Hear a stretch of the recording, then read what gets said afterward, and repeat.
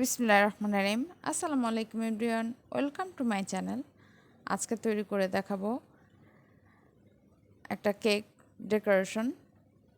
একদম সহজ উপায়ে ঘরেই তৈরি করে নিতে পারবেন এরকম সুন্দর একটা বার্থডে কেক। এটার যে বেসিক কেকটা আছে সেটার রেসিপি আমি গতকালকে আপনাদের সাথে শেয়ার করেছি। আশা করছি আজকের রেসিপিটা সবার খুব ভালো লাগবে। ভালো লাগলে ভিডিওটি না টেনে সম্পূর্ণটা দেখার চেষ্টা করবেন, তাহলে এই কেকের সব কিছু বুঝতে পারবেন কিভাবে তৈরি করেছি। এইভাবে করে আপনারাও ঘরে এরকম বার্থডে কেক তৈরি করতে পারবেন। তো চলুন দেখে নেওয়া যাক এই বার্থডে কেকটা তৈরি করতে আমাদের কি কি লাগছে। এই বেসিক কেকটা আমি গতকালকে শেয়ার করেছি আপনাদের সাথে, তারপরও আমি একটু দেখিয়ে দিচ্ছি। একটা মিক্সিং বলে 1/3 কাপ ময়দা, 1 টেবিল চামচ কোকো পাউডার, 1 টেবিল চামচ গুঁড়া দুধ, 1 চা চামচ বেকিং পাউডার, 1/3 চা চামচ বেকিং সোডা আর 1 চিমটি লবণ দিয়ে খুব ভালো করে এগুলোকে চেলে একটা সাইডে রেখে দিচ্ছি। এরপরে ডিমের মেরাংটা তৈরি করে খুব ভালো করে এই ময়দার মিশ্রণটা এটার ভিতরে দিয়ে 30 থেকে 35 মিনিট আমি চুলায় এটাকে একটা হাঁড়িতে দিয়ে বেক করে নিয়েছি। 30 থেকে 35 মিনিট পর চুলাটা অফ করে দিয়ে টুথপিক দিয়ে চেক করে নিতে হবে যে কেকটা হয়েছে কি না। এরপরে কেকটাকে ঠান্ডা করে আমি একটা কেক বোর্ডের উপরে নিয়ে নিয়েছি। এটার যে বেকিং পেপারটা ছিল সেটা উঠিয়ে আপনাদেরকে দেখিয়ে দিচ্ছি এটা কতটা সফট হয়েছে। এটা রেসিপি আমার চ্যানেলে দেওয়া আছে, আপনারা এর আগের রেসিপিটা দেখলেই কিন্তু বুঝতে পারবেন। এই জন্য আমি ফুল ভিডিওটা এখানে দেইনি, আপনারা একটু কষ্ট করে সেটা দেখে নেবেন। লিঙ্কটা আমি ডেসক্রিপশন বক্সে দিয়ে দিব। এরপরে এটাকে আমি 3 ভাগে ভাগ করে নিয়েছি। এটা দেখে নিশ্চয়ই বুঝতে পারছেন এটা কতটা তুলতুলে হয়েছে। এই কেকটা চাইলে আপনারা 4 ভাগে বা 5 ভাগেও ভাগ করে নিতে পারবেন। আমি 3 ভাগে ভাগ করে নিয়েছি, অনেকে এটাকে 2 ভাগেও ভাগ করে নেয়। তো আমাদের কেক কাটা হয়ে গিয়েছে, একদম সমানভাবে আমি 3টা পিস করে নিয়েছি। দেখতেই পাচ্ছেন কেকটা দেখতে কতটা লোভনীয় লাগছে। এখন কেকের ক্রিমটা তৈরি করে নিব। এই জন্য একটা মিক্সিং বলে 1 কাপ পরিমাণ হুইপ ক্রিম নিয়ে নিয়েছি। একটা ইলেকট্রিক বিটার দিয়ে আমি এটাকে লো স্পিডে বিট করে নিব 2 মিনিট। 2 মিনিট পর বিটারটাকে অফ করে এর মধ্যে চিনি দিয়ে দিব 2 টেবিল চামচ। এই ক্রিমগুলো এমনিতেই অনেক বেশি মিষ্টি থাকে। আপনারা যারা ডায়েট করেন বা ডায়াবেটিসের সমস্যা আছে তারা কিন্তু এইখানে চিনিটা ইউজ করবেন না। এই ক্রিমগুলো এমনিতেই খুব বেশি মিষ্টি হয়। তো আমি চিনিটাকে দিয়ে 3 থেকে 4 মিনিট বিট করে নিয়েছি। এর মধ্যে কিন্তু আমাদের ক্রিমটা একদম তৈরি হয়ে গিয়েছে। ক্রিমটা তৈরি হয়েছে এটা কিভাবে বুঝবেন?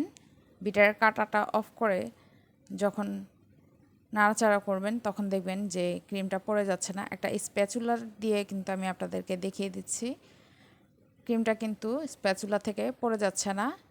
এরপর এর মধ্যে 2 টেবিল চামচ কোকো পাউডার দিয়ে আমি আবারও 2 থেকে 3 মিনিট বিট করে নিচ্ছি। এরপর এর মধ্যে দিয়ে দিচ্ছি চকলেট ইমালশন 1 চা চামচ। ইমালশন দিয়ে আরও 1 মিনিট এটাকে খুব ভালো করে বিট করে নিচ্ছি।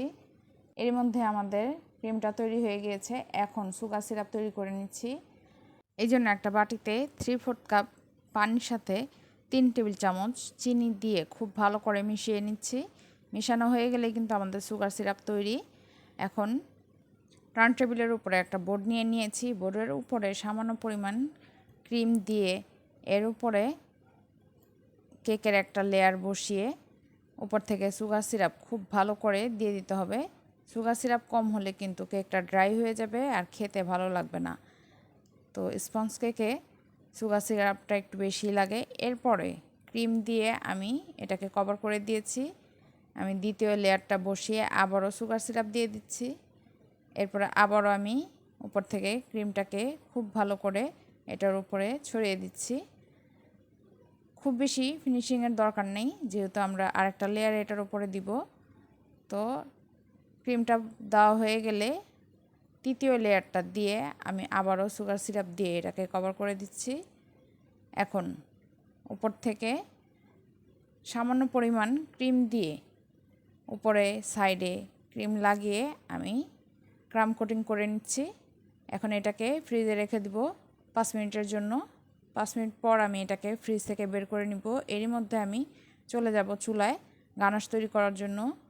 গানাশের জন্য আমি এখানে নিয়েছি 50 গ্রাম মিল্ক চকলেট আর 1/3 কাপ হুইপ ক্রিম দিয়ে ডাবল বয়েলিংয়ে আমি এটাকে মেল্ট করে নিচ্ছি।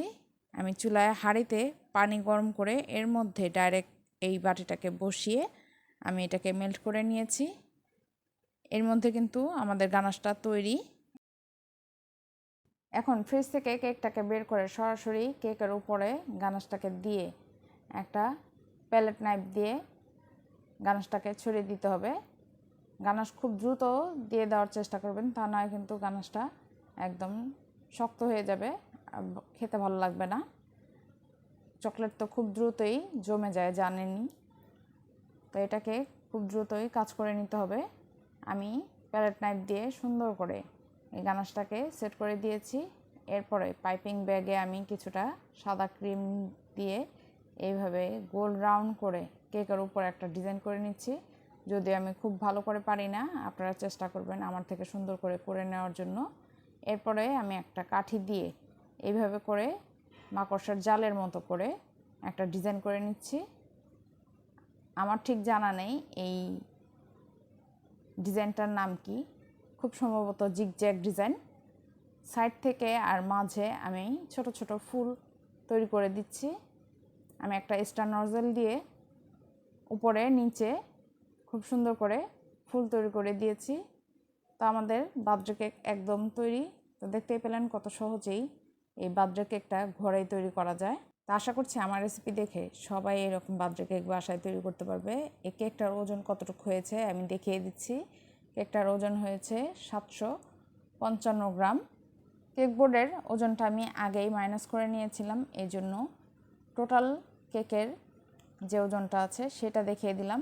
আমি কেকটাকে কেটেও নিয়েছি, দেখতেই পাচ্ছেন কতটা সফট আর সুন্দরভাবে কেকটা সেট হয়ে গিয়েছে। আর এটা দেখে কতটা লোভনীয় লাগছে, আর খেতে কিন্তু কোনো কথাই নেই, আলহামদুলিল্লাহ অনেক বেশি মজার। আপনারা বাসায় তৈরি করলে বুঝতে পারবেন। আমি কেকের ভিতরটাও দেখিয়ে দিচ্ছি। এই কেকটা কিন্তু আমি ফ্রিজে রাখিনি, কেকটা তৈরি করে আমি সাথে সাথেই কেটে আপনাদের সাথে শেয়ার করছি। তো আশা করছি আজকের রেসিপিটা সবার খুব ভালো লাগবে। ভালো লাগলে আমার চ্যানেলটিকে সাবস্ক্রাইব করে আমার সাথেই থাকবেন। আজ এই পর্যন্তই, সবাই ভালো থাকবেন, সুস্থ থাকবেন, আমার জন্য দোয়া করবেন। আল্লাহ হাফেজ।